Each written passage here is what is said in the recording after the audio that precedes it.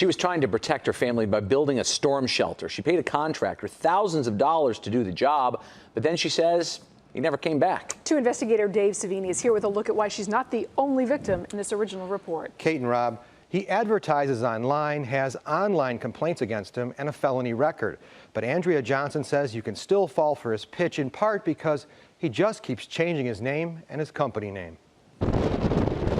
Ever since the season of tornadoes began, it has been pure fear for Andrea Johnson. Ever since I was a kid, I was afraid of storms. She and her family live in Plainfield in Will County, where there are open fields and a history of devastating tornadoes, including this one that ripped through the county in 1990. Dozens of people killed and hundreds injured. Johnson toured that devastation and has never been the same. So you were afraid? Absolutely terrified. And you wanted to take measures to protect yourself? Yes. She hired this man after searching online for a contractor to build a storm shelter since her ranch home doesn't have a basement. He wanted half the money up front in cash. Tornado shelter was supposed to go right here off the house. Right. As like a room addition.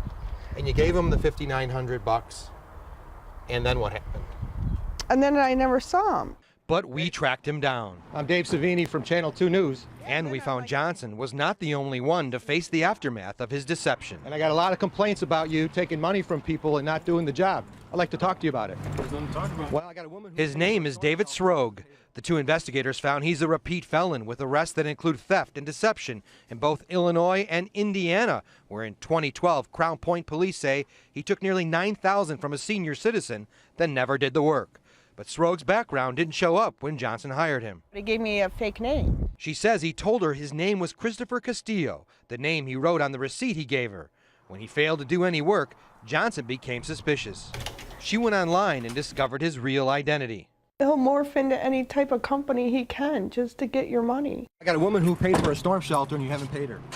Savini was working under the company named Spectrum. Johnson fired him and has been trying to get her money back for months. You owe her $6,000. Savini is now facing 2 police investigations after what happened with Johnson. And do you think the police should do something about it? This guy needs to be put away.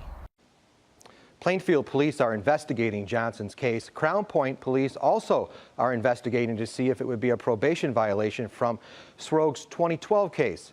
The Illinois Attorney General is also looking into this. Law enforcement we spoke with say Savini skirts the law by returning money to victims after they contact police. After Johnson went to police, he sent her $1,500, but he still owes her thousands. So he owes her almost $6,000. He pays her $1,500. Why isn't he paying the whole amount back since she was alerted the authorities? Because he's trying to avoid criminal charges and make it a civil dispute and saying, oh, I'm paying her back over a period of time. This is how he skirts the law. Yeah, and he keeps doing it over and over again. He's got numerous judgments against him for doing this. Interesting. All right. Thank you, Dave.